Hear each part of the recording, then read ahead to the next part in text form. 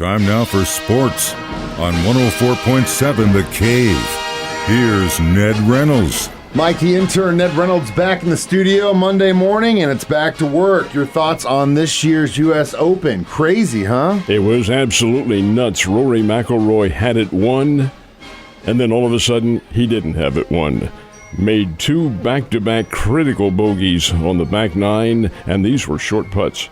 But the greens at the U.S. Open are so tricky. They're made that way. You want really difficult circumstances. And he missed two of them. The first one he missed because he didn't line it up right. And the second one he missed because he didn't read it correctly.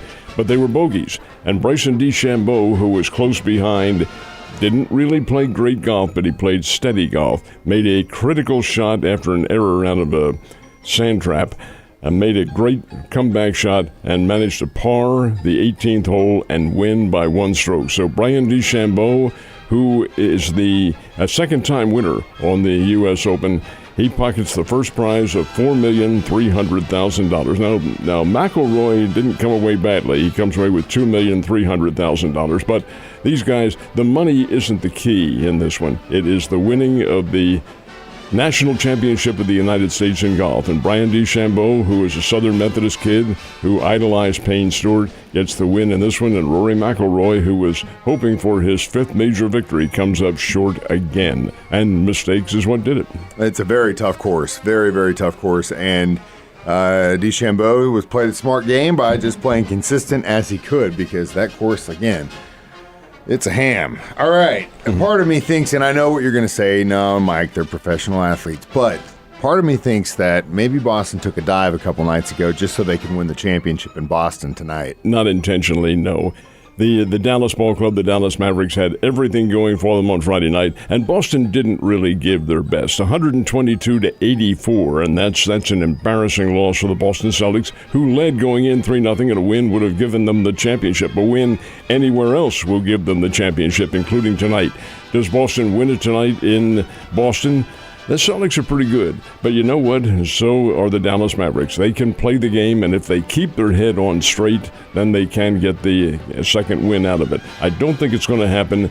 No team has ever come back from a 3-0 deficit and won in the NBA, and I don't think it'll happen here. I think Boston wins it tonight, but Boston certainly left Dallas with their tail between their legs after that thumping on Friday night.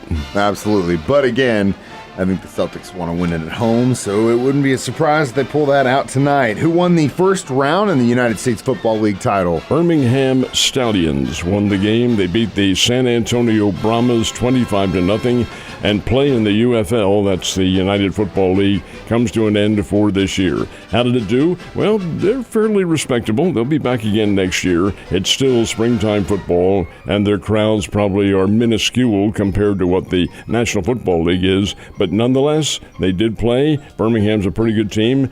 Both teams will probably have some players that the NFL gives a look at somewhere along the training camp line coming up in a couple of weeks. But nonetheless, Birmingham Stallions, and it's their third win since the league changed its name to the United League. It was the United Football League last year and the year before. Birmingham's won all three championships. They're pretty good. Absolutely. Well, I was kind of shocked when I heard that the championship was here, and I was like, man, those seasons are short. I would be curious to see if the Cardinals have a better record on the road than they do at home this year. I don't think so. I think it's probably about a 50-50 because there are a 500 team somewhere around there. I don't think it's overwhelming one way or the other, but they had some luck at Wrigley Field this weekend, winning 2 out of 3 from the Cubs, including yesterday, a 2-1 game. 2-1 game at Wrigley Field is pretty rare. But Miles Michaelis on the hill. Michaelis, old pro, he's been around now for years, pitched a little while in Japan, I think it was, and recrafted himself. Anyway, he thwarted the Cubbies at every turn except in the 4th inning. The Cubs were on the verge of having the bases loaded with nobody out when they had a runner slide into second base safely, but the umpire called him out. So they went to the instant replay. Fans are going, what? And on the instant replay, it looked like the guy was safe. But New York said, nope, inconclusive evidence, so he is out. That's what they called on the field. Fans went nuts. And that really thwarted any kind of Cubs rally that might be coming on. Nonetheless, Cardinals win it. They're playing improved baseball. Go down to Miami to take on the Miami Marlins, one of the worst teams in baseball, starting tonight. great chance for the Cardinals to get above 500 and really make a thrust into the National League Central Division. Any club can win that thing. Brewers are ahead right now, but they aren't all that great. It's a weak division, and the Cardinals can win it if they play well.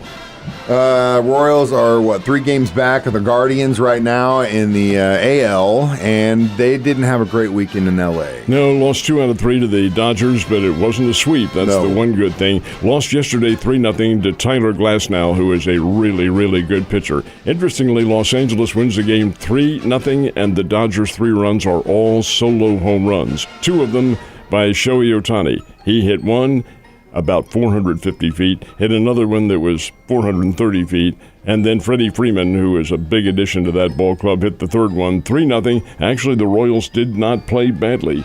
And Brady Singer got the start and pitched well. You thwart a power-laden ball club like the Dodgers the way he did, and you deserve to win. But it didn't happen. Dodgers 3 and the Royals nothing. The Royals now head to Oakland to play the Oakland A's tomorrow night. Hopefully they can gain some ground on that trip too, Ned. Springfield Cardinals did have a game yesterday, and it was...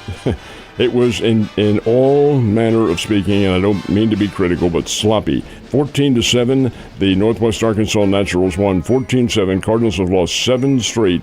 And in this game, Mike, I've never seen this. Always go to a Cardinals game, and it's something I've never seen. 7 hit batters. 7 hit batters. 4 of them on the Cardinals, 3 by the Naturals.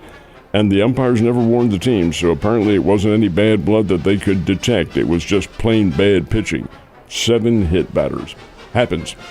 It was kind of a rough day for the Springbirds. Kind of a rough day for some racing, and Iowa got a first-time winner, though, which is kind of nice. Yeah, Ryan Blaney came away with a checkered flag in this one. The race under the lights. They raced last night in Newton, Iowa. It was called the Iowa Corn 350, and Ryan Blaney gets the win, his first win in 17 starts. A really good race. William Byron finished in second place in this one, but that was NASCAR under the lights, and they head to New Hampshire coming up this week. Ned, you have a wonderful Monday, and I will see you mañana.